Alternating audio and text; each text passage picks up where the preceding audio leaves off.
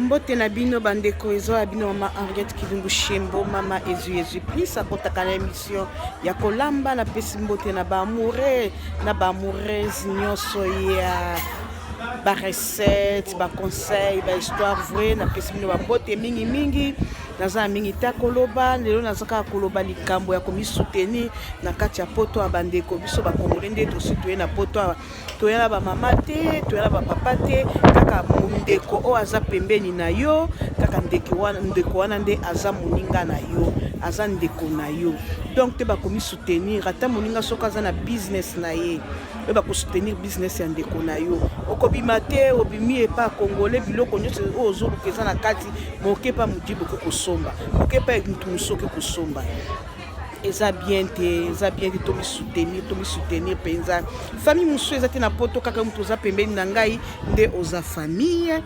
mususu te eza na poto awa kaka yo mutu oza ndeko nde oza famille nyonso donc tomibatela tomilengele moninga akokozala na problème akokoza soit malade opération moninga il faut kotala na kan eza te kaka soki aza mutu a groupe na yo po ba groupe ekoma na poto mingi to soki aza mutu boyokanaka ne makasi nde faut kosalisa te totiki bafamille na Kinshasa musika lelo soki mutu azwi problème bandeko na ngai okobenga telefone te mama koya noki te yako anoki te papa koya noki te mais kaka yo mutu oza pembeni nde okoya noki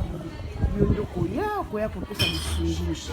naza na mingi te ezaka mpona kosungana na sengi na congolais nyonso aza na kati ya nga naza na kati ya mboka Australie o aza na besoin ya koluka bato ya kolamba naza na service ya kolambela oluki mama Henriette Kilungu Shembo TV Ezu olukinga soko fandaka na mboka moko soko za na fête soko za na mariage soko za na wedding soko za na baptême communion ya bana oluki biso toza na groupe tokoya kolambelo tokoyoka na masolo koleka kitoko tosalisanaka tosunganaka soki moninga aza na eloko moninga aza na business na ye tosunganaka bandeko soki tosungani te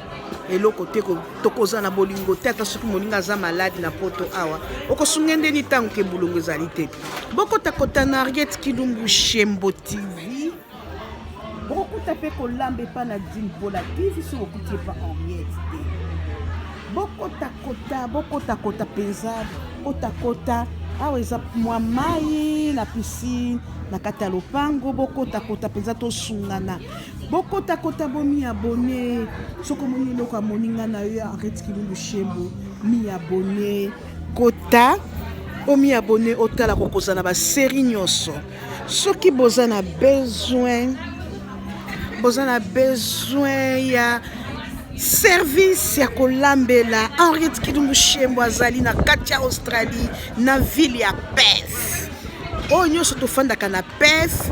boyoka yango soko kozala na fête soko kozala mariage communion baptême matanga ozoluka bato ya kolambela benganga na 061 0470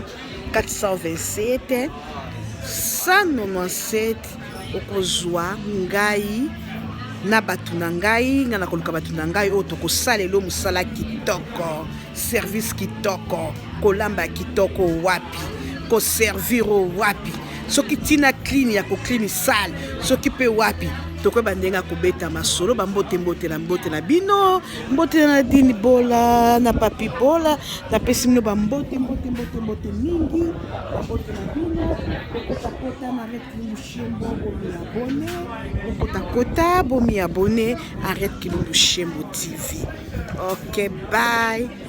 Mbote na yo na Dine Bola famille na nga nyonso babai napesi bino bambote merci na bino eza wa bino mama Henriette Kilungu Shembo naosala publicité na ngai na mboka libanda pe soto kosali ata toke na Congo na Kinshasa tokosala mosala yango ya kolamba kaka tokotika te na kati ya Australie awa na boka Perth benga mama Henriette na 0470 427 197 pour la service à kolamba sokoza na fête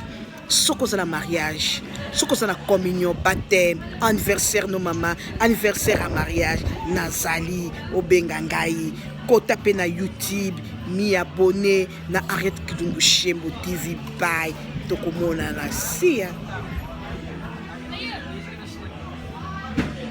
sia sia sia.